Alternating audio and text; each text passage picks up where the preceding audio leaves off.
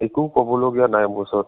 তাইৰ নিচিনা ছোৱালী আজিলৈকে, তাইৰ নিচিনা এমপ্লয় মোৰ অফিচত আজিলৈকে নাই। তাইক বহুতবাৰ বেষ্ট এমপ্লয় সন্মান মই দিছো। আৰু তাই ইমানে ভালকে কাম কৰিছিলে, যেতিয়াৰ পৰা তাই আহিছে বহুত ভাল তাই কাম কৰি আছিলে। তাইৰ বিয়াও ঠিক আছিলে। তাইৰ বিয়াত আমাক চবকে ইনভিটেশ্যন দিছিলে যে চব আহিব, 5 তাৰিখে তাইৰ বিয়া আছিলে। কিন্তু আজি এতিয়া অলপ আগতে গম পাইছো যে তাই নাই। তাই আমাৰ অফিচতে চুইচাইড কৰিলে। যিটো অফিচ ৰুমৰ যিটো ৰুমত তেওঁ চুইচাইড কৰিছে, গতিকে সেই চুইচাইড কৰা ৰুমটো কাৰ হয়? এইটো আমাৰ ইংলিছ আৰু হিন্দী ডেস্ক হয়। ইংলিছ আৰু হিন্দী ডেস্কৰ। কিমান মান সময়ত আহিছিল বুলি আপুনি গম পাইছে? ৰাতি কিমান মই চাইছো চিচিটিভি। মোৰ মোবাইলত চিচিটিভি এছ আছে।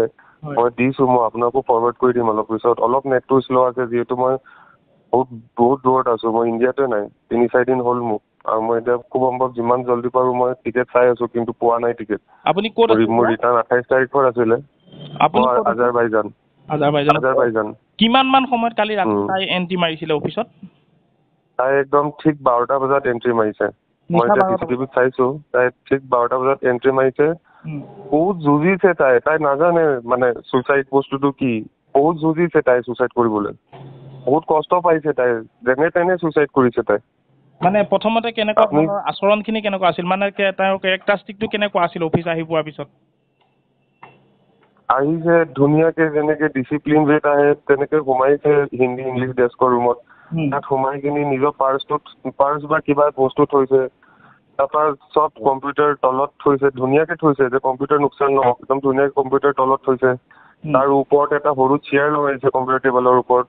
তাৰপিছত য'ত আমি চেয়াৰত বহো, সেই চেয়াৰত তাই উঠিছে। উঠি প্লাষ্টিকৰ চেয়াৰ, ইমান হালকা চেয়াৰত তাই উঠিছে কম্পিউটাৰ টেবুলৰ ওপৰত ৰখা প্লাষ্টিকৰ চেয়াৰত। তাত উঠি তাই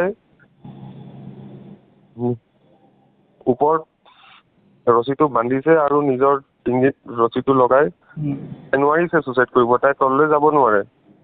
বহুত মানে তাই বহুত কষ্ট কৰি, তাই বহুত মানে জানো কি প্ৰেছাৰত তাই আহি চুইচাইড কৰিছে তো ভগৱানে জানে। এইটো কথা হ'ল যে তেওঁ ৰছীডাল নিজে লৈ আহিছিল নে অফিচতে আছিলে? নাই, তাই নিজে আনিছে। বেগৰ পৰা উলিয়াইছে নে? তাই এটা শ্বল, তাই কিবা এটা শ্বলৰ নিচিনা বস্তু পিন্ধি আছিলে। শ্বলটো খুলিলে, তাৰপিছত ৰছীটো পিন্ধি ওলমাই। এতিয়া কথা হ'ল যে আপোনাৰ যিহেতু কাৰ্যালয়তে গোটেই বিষয়টো হৈছে, গতিকে পুলিচৰ ইনভেষ্টিগেশ্যন চলিছে। কি বিচাৰে? একদম মই বিচাৰো, আৰু আমাৰ অফিচৰ যোনটো নিউজ এডিটৰ আছে নেত্ৰজিৎ বৰা, মই তাকো কৈছো যে ইমিডিয়েটলি FIR দিয়া। তদন্ত হ'ব লাগে, গম পাব লাগে যে কাৰ কাৰণে তাই ইমান প্ৰেছাৰত চুইচাইড কৰিছে। মানুহে এনেইতো ইমান ডাঙৰ ষ্টেপ নলয়। তাই এটা ইমান ডাঙৰ পঢ়া শুনা কৰি থোৱা ছোৱালী, আৰু ইমান ধুনীয়া নিউজ পঢ়ে, সেইটো আপোনালোক চবে জানে চাগে। আপুনিও এটা সাংবাদিক, আপুনিও জানে যে তাই কেনেকুৱা ছোৱালী আছিল। এতিয়া কথাটো হৈছে যে পুলিচৰ যিহেতু ইনভেষ্টিগেশ্যন চলি আছে, গোটেই বিষয়খিনি চাই আছে।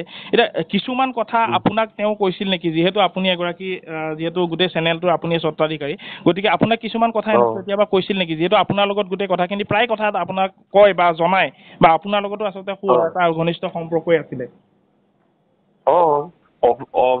অবভিয়াছলি যেতিয়া ইমান টাইমৰ পৰা তাই আমাৰ অফিচত চাকৰি কৰি আছে, মইতো দেখিলে গম পাম ন তাই কিবা টেনচনত আছে নে কিবাত আছে। মই সুধিছিলো, তাই ক'লে নাই বিয়াৰ প্ৰেছাৰ আছে, কাম চাম আছে, আলহী আহি থাকে গৈ থাকে, মই বস্তু কানি কিনি আছো, শ্বপিং চলি আছে।